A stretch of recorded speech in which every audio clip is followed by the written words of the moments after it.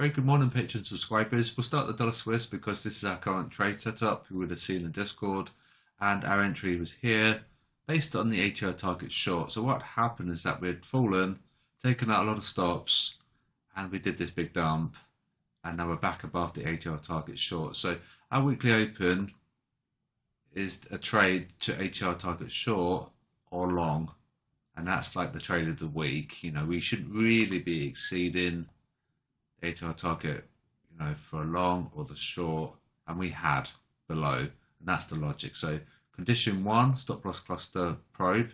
Condition two, technical support. Okay, so there's an entry just above the ATR target. I'm probably going to go for 2R trade, which is 92.13.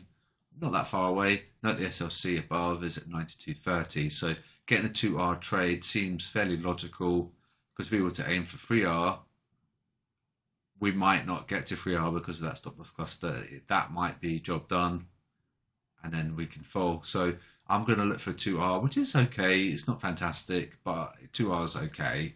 And 3R is basically where your weekly open is. So that's the trade of the week, okay? And we did have another trade, which I've forgotten. It's called... Monday seems so long ago. The Kiwi CAD short resulted in 41 pips. It did actually make more than 80 pips, but we stopped that trade because we didn't want to run overnight. So we made 41 pips, but it did actually make 80. But we stopped at 10 p.m. in the evening. So so far so good. It's been a good week. I couldn't remember what that was. It's only 4 days ago. That's crazy. But that's fine. It could have been a lot more, but we stopped. We sort of nipped it in the bud before the daily close. So we made 41 pips on there, but it could have been 80 pips had we held it overnight. But that's fine. And this one we did hold overnight. Okay, so back here, and so yeah, potentially what I might do, because I did take this trade. What happened is I went up, came down, took me out at break even and made a little bit of profit. And then I was just looking to long above your weekly ATR target. And I'm just using that. And ideally, it doesn't come back down to my break even. If it does, I made like 10 pips, which isn't that good really. So we don't really want to see wishy-washy and nonsense flip-flop. They are selling it ever so slightly, but they need to sell it a little bit more dramatically in order for this to come up. So it's probably going to be a case of getting to my break even, and then we can just let's look at next week. I think it's just so much flip flop, isn't it? Really, it's a sell at the big picture, but if they sell it over time, it's going to be a dynamic buy. Okay, let's look at GU because that was something that we were going to trade, but we had the BOE yesterday and we had the PMI. So that's kind of annoying. We could have sold this, but that's fine. We didn't exceed the 80 target long. I thought we might. If you remember yesterday's video, I thought we were going to do like a price discovery thing, and then we were going to look to short there, but we never did get above. So that's probably a missed opportunity, but that's fine. Ideally, what happens is that we come up, take stops out, and then we've got the technical resistance to trade off of, and then we can use that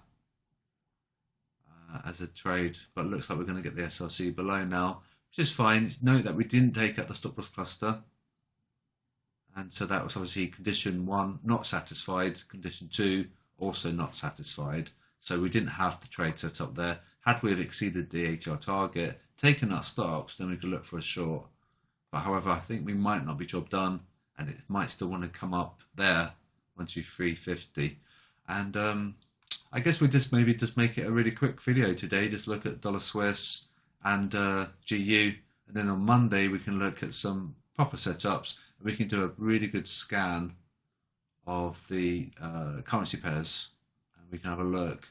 But they'll have to have the stop loss cluster, so we can't trade the Euro CAD because we can't see the SLCs. So it has to be something that we can see the stop loss clusters for, which we can on the EJ, but we can't on EN. So we are a little bit limited to what we can trade, but it's fine. We still can make a lot of pips, and you'll probably find there aren't any trade setups here from what I was looking at yesterday.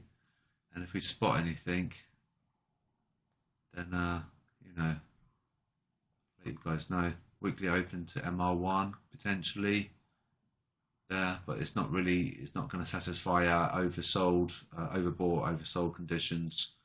Plus the liquidity probe and reversal scenario, which is what the setup that we're using. So dollar CAD's pumping. Dollar Swiss would be nice if it pumped, but it's just going to be wishy-washy. Oh, we are now. Okay, so that's where I'm going to exit. So I'm just going to repeat that my TP into Discord, and I'm just going to call it a week. I think if we make an hourly candle above 91.81, then I'm going to make it risk-free, because I don't really want to be sitting here all day just watching the chart. It can like do your head in a little bit. So 15 minutes, get a candle above. I'm going to make it risk-free. If it comes down to the break-even, I would have made like 10 pips on it or something like that, because I made 5 pip profit. You know what? I might even move it there. Yeah, I mean here, moving your stop there might be okay. And then so at least it's a 16 pip profit, plus the 5 I made already, 21 pips is okay. And that's where the stop loss is, and that's based on that candle work. Okay, so we'll have to wait and see what happens. Monday we'll have a good look. We'll do a pan and a scan of our currency pairs, and then we'll just see what's cooking for Monday. With any luck, we're going to pump. And also, just before I wrap up, do note that the indices are falling, but they're paying the retail crowd.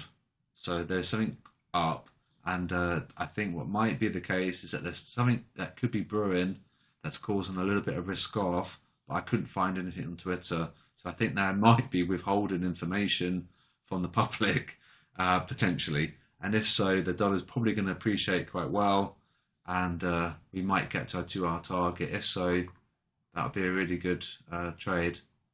It's a 64 pip trade, which would be really nice, and it'll add to our profit and loss. So have a great weekend. Remember to trade safely. Know where your exit is. Don't be afraid to move your stop ahead at entry, but sometimes you do need to give it a little bit of breathing room for the move. All right, so that's where our stop is. But you can have like a soft stop just by moving your stop just ahead at entry, in case you didn't want to encounter a 30 pip loss, 32 pips. So it's not really going to break the bank, is it really? And it's all about knowing your position size as well. So new hourly candle above. I'm going to move my stop there, and then with any luck we pump, because I don't really want to be watching this for the rest of the day. I've got things to do. So that's it. Have a great weekend, and I'll speak to you guys soon.